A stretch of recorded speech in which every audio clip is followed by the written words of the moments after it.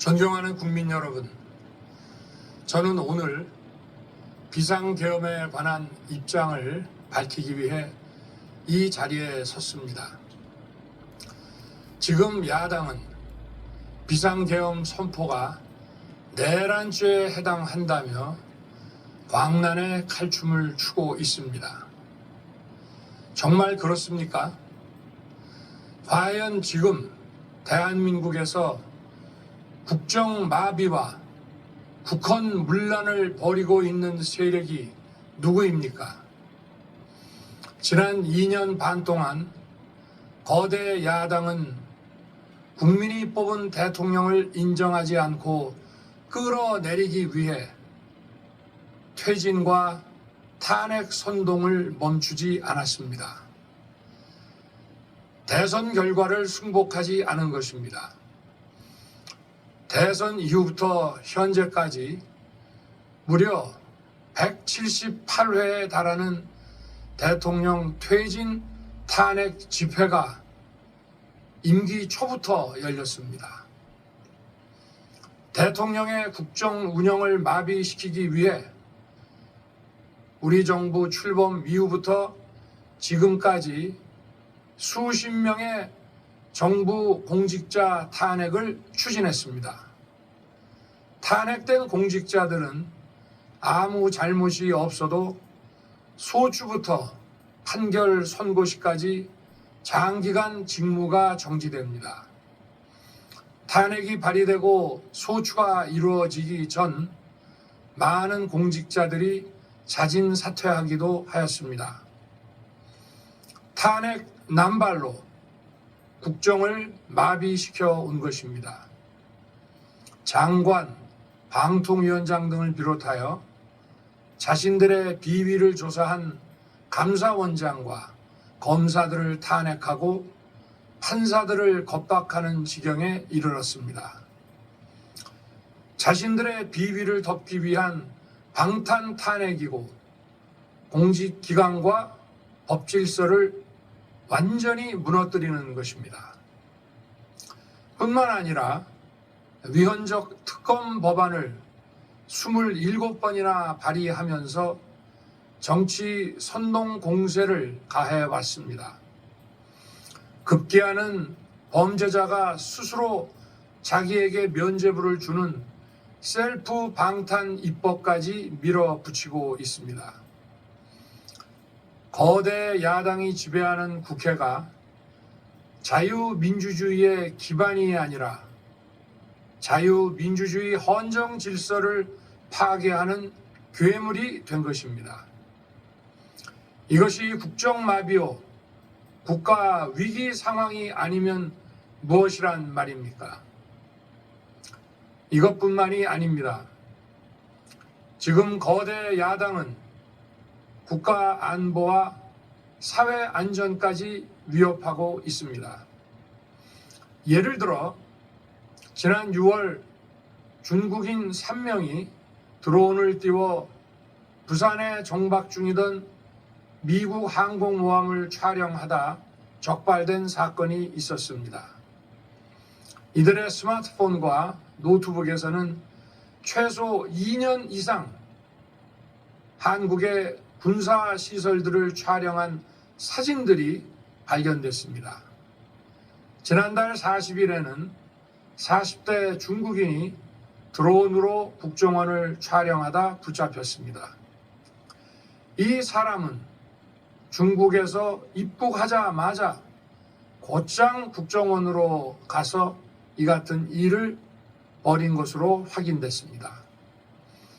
하지만 현행 법률로는 외국인의 간첩 행위를 간첩죄로 처벌할 길이 없습니다. 이러한 상황을 막기 위해 형법의 간첩죄 조항을 수정하려 하였지만 거대 야당이 완강히 가로막고 있습니다. 지난 정권 당시 국정원의 대공수사권을 박탈한 것도 모자라서 국가보안법 폐지도 시도하고 있습니다. 국가 안보를 위협하는 간첩을 잡지 말라는 것 아닙니까? 북한의 불법적인 핵무장과 미사일 위협 도발에도, GPS 교란과 오물 풍선에도, 민주노총 간첩 사건에도 거대 야당은 이에 동조할 뿐 아니라 오히려 북한 편을 들면서 이에 대응하기 위해 고군분투하는 정부를 흠집내기만 했습니다. 북한의 불법 핵 개발에 따른 유엔 대북 제재도 먼저 풀어야 한다고 주장합니다. 도대체 어느 나라 정당이고 어느 나라 국회인지 알 수가 없습니다. 검찰과 경찰의 내년도 특경비, 특활비 예산은 아예 0원으로 깎았습니다. 금융 사기 사건, 사회적 약자 대상 범죄, 마약 수사 등 민생 침해 사건 수사, 그리고 대공 수사에 쓰이는 기묘한 예산입니다. 마약, 딥페이크 범죄 대응 예산까지도 대폭 삭감했습니다. 자신들을 향한 수사 방해를 넘어 마약 수사, 조폭 수사와 같은 민생 사범 수사까지 가로막는 것입니다. 대한민국을 간첩 천국, 마약 소굴, 조폭 나라로 만들겠다는 것 아닙니까? 이런 사람들이야말로 나라를 망치려는 반국가 세력 아닙니까? 그래놓고 자신들의 특권을 유지하기 위한 국회 예산은 오히려 늘렸습니다. 경제도 위기 비상 상황입니다. 거대 야당은 대한민국의 성장 동력까지 꺼뜨리려고 하고 있습니다. 민주당이 삭감한 내년 예산 내역을 보면 잘 알 수 있습니다.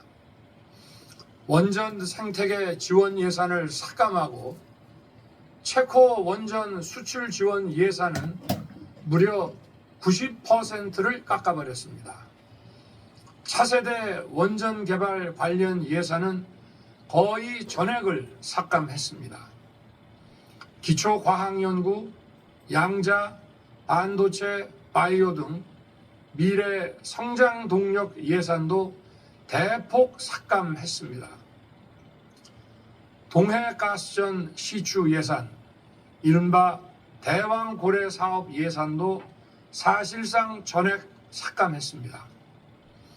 청년 일자리 지원 사업, 취약계층 아동 자산 형성 지원 사업, 아이들 돌봄 수당까지 손을 댔습니다. 산업 생태계 조성을 위한 혁신 성장 펀드, 강소기업 육성 예산도 삭감했습니다.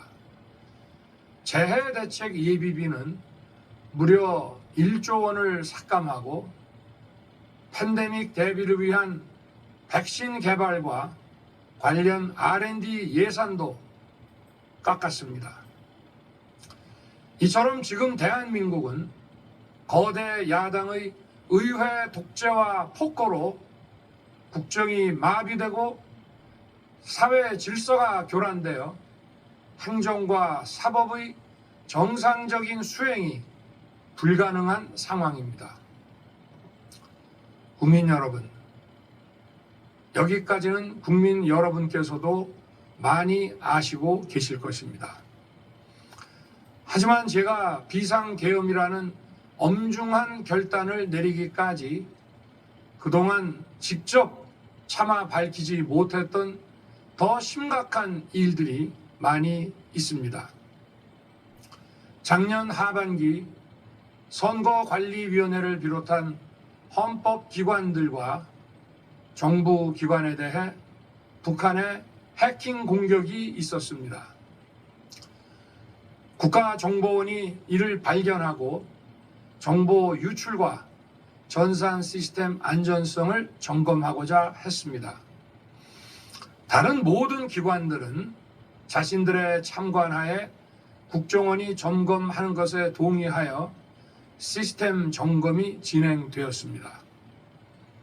그러나 선거관리위원회는 헌법기관임을 내세우며 완강히 거부하였습니다. 그러다가 선관위의 대규모 채용 부정 사건이 터져 감사와 수사를 받게 되자 국정원의 점검을 받겠다고 한 발 물러섰습니다. 그렇지만 전체 시스템 장비의 아주 일부분만 점검에 응하였고 나머지는 불응했습니다. 시스템 장비 일부분만 점검했지만 상황은 심각했습니다. 국정원 직원이 해커로서 해킹을 시도하자 얼마든지 데이터 조작이 가능하였고 방화벽도 사실상 없는 것이나 마찬가지였습니다. 비밀번호도 아주 단순하여 1, 2, 3, 4, 5 같은 식이었습니다. 시스템 보안관리 회사도 아주 작은 규모의 전문성이 매우 부족한 회사였습니다. 저는 당시 대통령으로서 국정원의 보고를 받고 충격에 빠졌습니다. 민주주의 핵심인 선거를 관리하는 전산 시스템이 이렇게 엉터리인데 어떻게 국민들이 선거 결과를 신뢰할 수 있겠습니까? 선관위도 국정원의 보안 점검 과정에 입회하여 지켜보았지만 자신들이 직접 데이터를 조작한 일이 없다는 변명만 되풀이할 뿐이었습니다. 선관위는 헌법기관이고 사법부 관계자들이 위원으로 있어 영장에 의한 압수수색이나 강제 수사가 사실상 불가능합니다. 스스로 협조하지 않으면 진상규명이 불가능합니다. 지난 24년 4월 총선을 앞두고도 문제 있는 부분에 대한 개선을 요구했지만 제대로 개선되었는지는 알 수 없습니다. 그래서 저는 이번에 국방장관에게 선관위 전산 시스템을 점검하도록 지시한 것입니다. 최근 거대 야당 민주당이 자신들의 비리를 수사하고 감사하는 서울중앙지검장과 검사들, 헌법기관인 감사원장을 탄핵하겠다고 하였을 때 저는 이제 더 이상은 그냥 지켜볼 수만 없다고 판단했습니다. 뭐라도 해야 되겠다고 생각했습니다. 이들은 이제 곧 사법부에도 탄핵의 칼을 들이댈 것이 분명했습니다. 저는 비상계엄령 발동을 생각하게 되었습니다. 거대 야당이 헌법상 권한을 남용하여 위헌적 조치들을 계속 반복했지만 저는 헌법의 틀 내에서 대통령의 권한을 행사하기로 했습니다. 현재의 망국정 국정마비 상황을 사회교란으로 인한 행정사법의 국가기능 붕괴 상태로 판단하여 계엄령을 발동하되 그 목적은 국민들에게 거대 야당의 반국가적 폐악을 알려 이를 멈추도록 경고하는 것이었습니다. 그럼으로써 자유민주주의 헌정질서의 붕괴를 막고 국가 기능을 정상화하고자 하였습니다. 사실 12월 4일 계엄 해제 이후 민주당에서 감사원장과 서울중앙지검장 등에 대한 탄핵안을 보류하겠다고 발표하여 짧은 시간의 계엄을 통한 메시지가 일정 부분 효과가 있었다고 생각했습니다. 그러나 이틀 후 보류하겠다던 탄핵 소추를 그냥 해버렸습니다. 비상계엄의 명분을 없애겠다는 뜻이었습니다. 애당초 저는 국방장관에게 과거의 계엄과는 달리 계엄의 형식을 빌려 작금의 위기 상황을 국민들께 알리고 호소하는 비상조치를 하겠다고 했습니다. 그래서 질서 유지에 필요한 소수의 병력만 투입하고 실무장은 하지 말고 국회의 계엄 해제 의결이 있으면 바로 병력을 철수시킬 것이라고 했습니다. 실제로 국회의 계엄 해제 의결이 있자 국방부 청사에 있던 국방장관을 제 사무실로 오게 하여 즉각적인 병력 철수를 지시하였습니다. 제가 대통령으로서 발령한 이번 비상조치는 대한민국의 헌정 질서와 국헌을 망가뜨리려는 것이 아니라 국민들에게 망국의 위기 상황을 알려드려 헌정 질서와 국헌을 지키고 회복하기 위한 것입니다. 소규모이지만 병력을 국회에 투입한 이유도 거대 야당의 망국적 행태를 상징적으로 알리고 계엄 선포 방송을 본 국회 관계자와 시민들이 대거 몰릴 것을 대비하여 질서 유지를 하기 위한 것이지 국회를 해산시키거나 기능을 마비시키려는 것이 아님은 자명합니다. 300명 미만의 실무장하지 않은 병력으로 그 넓디 넓은 국회 공간을 상당 기간 장악할 수 없는 것입니다. 과거와 같은 계엄을 하려면 수만 명의 병력이 필요하고 광범위한 사전 논의와 준비가 필요하지만 저는 국방장관에게 계엄령 발령 담화 방송으로 국민들께 알린 이후에 병력을 이동시키라고 지시했습니다. 그래서 10시 30분 담화 방송을 하고 병력 투입도 11시 30분에서 12시 조금 넘어서 이루어졌으며 1시 조금 넘어 국회의 계엄 해제 결의가 있자 즉각 군 철수를 지시하였습니다. 결국 병력이 투입된 시간은 한두 시간 정도에 불과합니다. 만일 국회 기능을 마비시키려 했다면 평일이 아닌 주말을 기해서 계엄을 발동했을 것입니다. 국회 건물에 대한 단전 단수 조치부터 취했을 것이고 방송 송출도 제한했을 것입니다. 그러나 그 어느 것도 하지 않았습니다. 국회에서 정상적으로 심의가 이루어졌고 방송을 통해 온 국민이 국회 상황을 지켜보았습니다.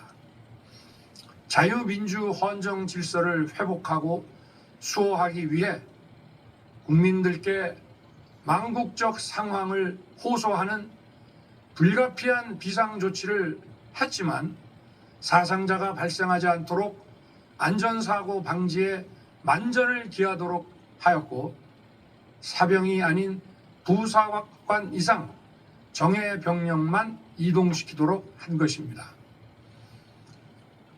저는 이번 비상계엄을 준비하면서 오로지 국방장관하고만 논의하였고 대통령실과 내각 일부 인사에게 선포 직전 국무회의에서 알렸습니다. 각자의 담당 업무 관점에서 우려되는 반대 의견 개진도 많았습니다. 저는 국정 전반을 보는 대통령의 입장에서 현 상황에서 이런 조치가 불가피하다고 설명했습니다. 군 관계자들은 모두 대통령의 비상계엄 발표 이후 병력 이동 지시를 따른 것이니만큼 이들에게는 전혀 잘못이 없습니다. 그리고 분명히 말씀드리지만 저는 국회 관계자의 국회 출입을 막지 않도록 하였고, 그래서 국회의원과 엄청나게 많은 인파가 국회 마당과 본관, 본회의장으로 들어갔고 계엄해제 안건 심의도 진행된 것입니다. 그런데도 어떻게든 내란죄를 만들어 대통령을 끌어내리기 위해 수많은 허위 선동을 만들어내고 있습니다. 도대체 2시간짜리 내란이라는 것이 있습니까? 질서 유지를 위해 소수의 병력을 잠시 투입한 것이 폭동이란 말입니까? 거대 야당이 거짓 선동으로 탄핵을 서두르는 이유가 무엇이겠습니까? 단 하나입니다. 거대 야당 대표의 유죄 선고가 임박하자 대통령의 탄핵을 통해 이를 회피하고 조기 대선을 치르려는 것입니다. 국가 시스템을 무너뜨려서라도 자신의 범죄를 덮고 국정을 장악하려는 것입니다. 이야말로 국헌문란 행위 아닙니까? 저를 탄핵하든 수사하든 저는 이에 당당히 맞설 것입니다. 저는 이번 계엄 선포와 관련해서 법적, 정치적 책임 문제를 회피하지 않겠다고 이미 말씀드린 바 있습니다. 저는 대통령 취임 이후 지금까지 단 한순간도 개인적인 인기나 대통령 임기 자리 보존에 연연해 온 적이 없습니다. 자리 보존 생각만 있었다면 국헌문란 세력과 구태여 맞서 싸울 일도 없었고 이번과 같이 비상계엄을 선포하는 일은 더더욱 없었을 것입니다. 5년 임기 자리 지키기에만 매달려 국가와 국민을 외면할 수 없었습니다. 저를 뽑아주신 국민의 뜻을 저버릴 수 없었습니다. 하루가 멀다 하고 다수의 힘으로 입법 폭고를 일삼고 오로지 방탄에만 혈안되어 있는 거대 야당의 의회 독재에 맞서 대한민국의 자유민주주의와 헌정 질서를 지키려 했던 것입니다. 그 길밖에 없다고 판단해서 내린 대통령의 헌법적 결단이자 통치 행위가 어떻게 내란이 될 수 있습니까? 대통령의 비상계엄 선포권 행사는 사명권 행사, 외교권 행사와 같은 사법심사의 대상이 되지 않는 통치 행위입니다. 국민 여러분, 지금 야당은 저를 중범죄자로 몰면서 당장 대통령직에서 끌어내리려 하고 있습니다. 만일 망국적 국헌문란 세력이 이 나라를 지배한다면 어떤 일이 벌어지겠습니까? 위헌적인 법률, 셀프 면죄부 법률, 경제 폭망 법률들이 국회를 무차별 통과해서 이 나라를 완전히 부술 것입니다. 원전산업, 반도체 산업을 비롯한 미래 성장 동력은 고사될 것이고 중국산 태양광 시설들이 전국의 살림을 파괴할 것입니다. 우리 안보와 경제의 기반인 한미 동맹, 한미일 공조는 또다시 무너질 것입니다. 북한은 핵과 미사일을 고도화하여 우리의 삶을 더 심각하게 위협할 것입니다. 그러면 이 나라 대한민국의 미래가 어떻게 되겠습니까? 간첩이 활개치고 마약이 미래 세대를 망가뜨리고 조폭이 설치는 그런 나라가 되지 않겠습니까? 지금껏 국정 마비와 북헌 문란을 주도한 세력과 범죄자 집단이 국정을 장악하고 대한민국의 미래를 위협하는 일만큼은 어떤 일이 있어도 막아야 합니다. 저는 끝까지 싸울 것입니다. 국민 여러분, 국정 마비의 망국적 비상 상황에서 나라를 지키기 위해 국정을 정상화하기 위해 대통령의 법적 권한으로 행사한 비상계엄 조치는 대통령의 고도의 정치적 판단이고 오로지 국회의 해제 요구만으로 통제할 수 있는 것입니다. 이것이 사법부의 판례와 헌법학계의 다수 의견임을 많은 분들이 알고 있습니다. 저는 국회 해제 요구를 즉각 수용했습니다. 계엄 발령 요건에 관해 다른 생각을 가지고 계신 분들도 있습니다만 나라를 살리려는 비상 조치를 나라를 망치려는 내란 행위로 보는 것은 여러 헌법학자와 법률가들이 지적하는 바와 같이 우리 헌법과 법 체계를 심각한 위험에 빠뜨리는 것입니다. 저는 묻고 싶습니다. 지금 여기저기서 광란에 칼춤을 추는 사람들은 나라가 이 상태에 오기까지 어디서 도대체 무엇을 했습니까? 대한민국의 상황이 위태롭고 위기에 놓여 있다는 생각도 전혀 하지 않았다는 말입니까? 공직자들에게 당부합니다. 엄중한 안보 상황과 글로벌 경제 위기에서 국민의 안전과 민생을 지키는 일에 흔들림 없이 매진해 주시기 바랍니다. 국민 여러분, 지난 2년 반 저는 오로지 국민만 바라보며 자유민주주의를 지키고 재건하기 위해 불의와 부정, 민주주의를 가장